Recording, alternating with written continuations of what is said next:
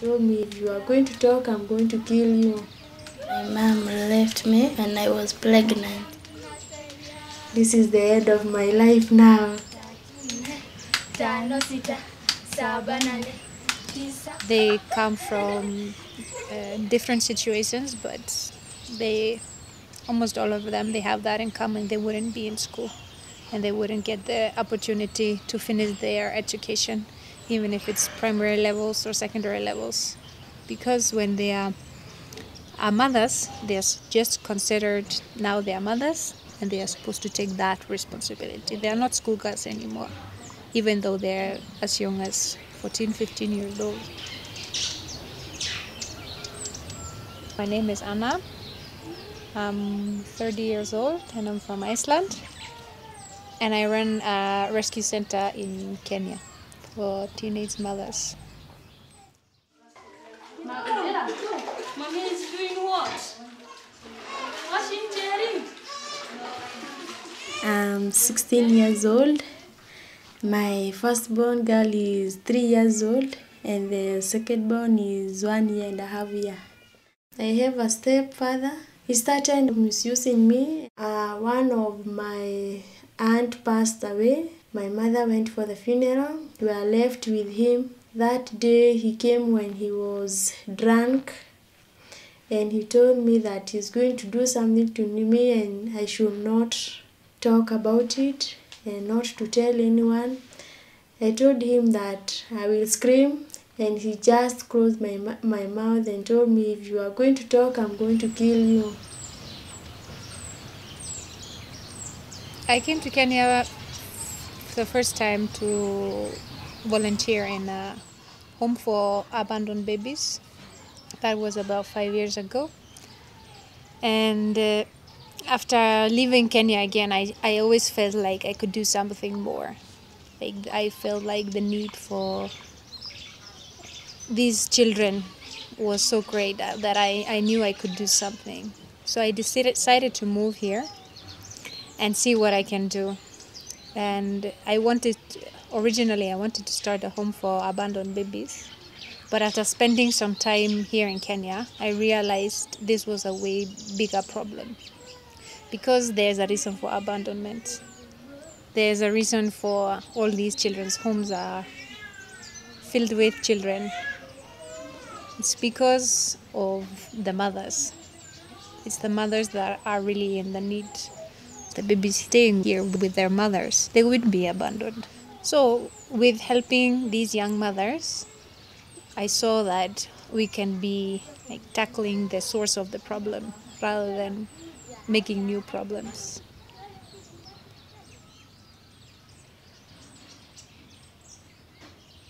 One day when I was in school, I realized that something is going on in my body and I just went to the teacher and I told her. She went to talk to my mom. When my mom knew that, she started like hating me more than she used to hate me.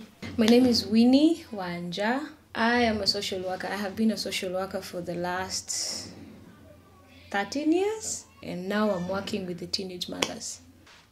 The whole idea of abandonment is very common in Kenya. Like it's like ranging to 80% of all the children in homes are mostly abandoned. Abandoned by parents who, when we did our research, came to realize that these parents are young mothers, people who are below 20 years and mostly below 18 years. The first girl came from a mother who really never cared about her. So when she got pregnant, the mother took care of her till around few days to delivery. And she just left her, like packed her stuff and carried the brothers and the sisters' clothing and everything and left her behind. She told that friend of ours to tell the landlord that she left for me to her. She can take care of me. But she didn't told me where she gone. Now again, the last girl comes from a family that the mother was always there. The mother was present, but the mother is not capable of even paying house rent. And this is a new baby coming in, and she cannot provide for her stomach, the brother, and now this girl, and now baby she had already delivered. So the best advice was, why don't you get rid of the baby, and then I can continue being with you. Because the mother was using this last girl as maybe a worker. Like she would go and do casual jobs and come and bring the money back home for the mother and the brother and her to eat. So the mother was using her as a source of income in the family. And this baby would stop that from happening. The mother wants the child gone, and we want the child to live. So that's the difference. 2, 3. Then after getting my baby, she helped me for about 2 months. Then one day my mother came and told me that I need to take you to my families, you know them. She told me, this is your aunt, you have to stay here, she will be taking care of you and your baby. After staying for 2 days with the woman, a man came and told me that this is our home, and your mother brought you here to get married to me. And I just got shocked and asked him, how can I get married to you and I don't know you? That is when I got pregnant. I suffered so much until I gave birth to my second born.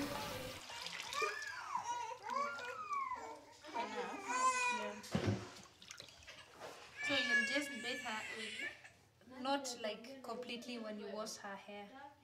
When you come to the face. The challenge of having young mothers that come from very difficult backgrounds is that most of them have families that have never been supportive to them. So they don't really understand the meaning of being a mother.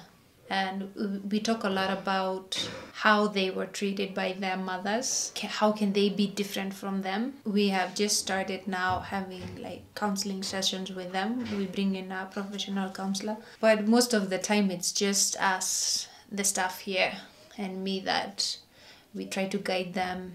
We try to, if they do something wrong, we try not to judge them. Because what they are used to, they're getting beaten for what they do wrong, or they're getting yelled at. With that, they will also learn how or why they should treat their children like we treat them, and not like they're used to, their mothers used to treat them.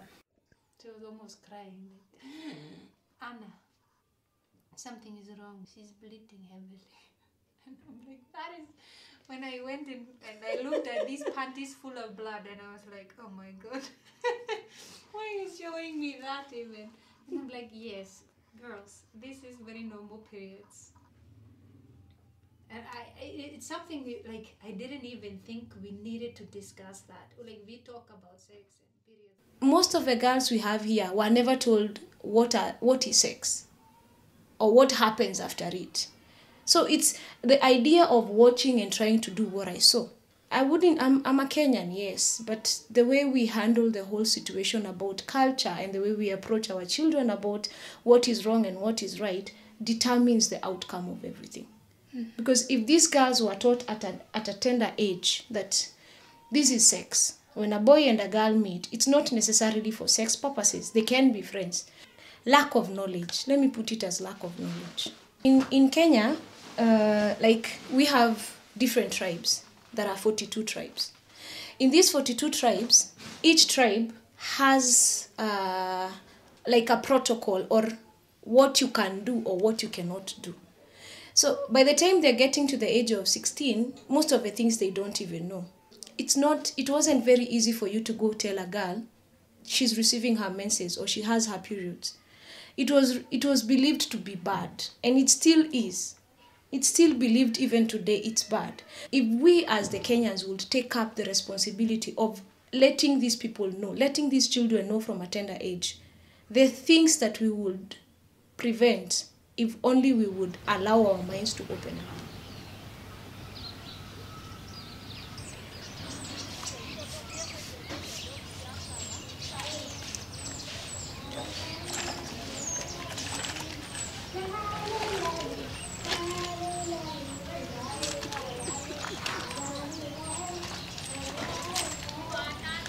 help in cooking, wash utensils, clean the house, or look after the babies.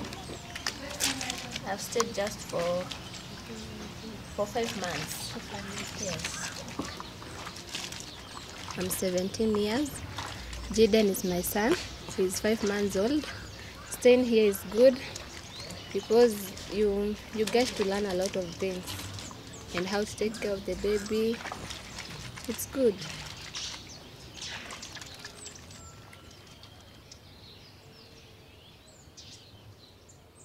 I used to pray a lot, and my day came.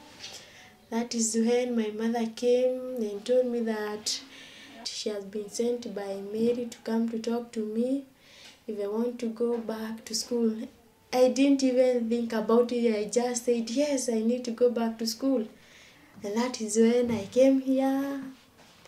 I found a girl like me, and I was very happy because I knew I'm not the only one who is like that. But the problem is I saw this girl has one baby, me I have two. Some of them haven't been in school for years, so they are going back to school after maybe 2-3 years away. Here, they get to finish whatever they want to learn. They get to go as far in school as they want. They want to go to university, it's an option for them. When they come, they don't really have their own dreams. Most of them come with that idea, they're going to a beauty course. But after some time, when they realize they can do anything what they want, and we try to encourage them and show them you can become what you want, not what society tells you you have to do because you're a mother now. They are really getting new ideas of what they want to become. Nakumbuka ile siku ulivyoniambia. I want to become a musician, to sing. I decided to maybe I will become a lawyer. I wanted to do hairdressing and beauty therapy. I would like to be a lawyer. Since I got my first baby, I started losing hope. I can see that I work hard, I will become a lawyer. Vile tulivyopendana, Mungu alituumba tukuje tupendane.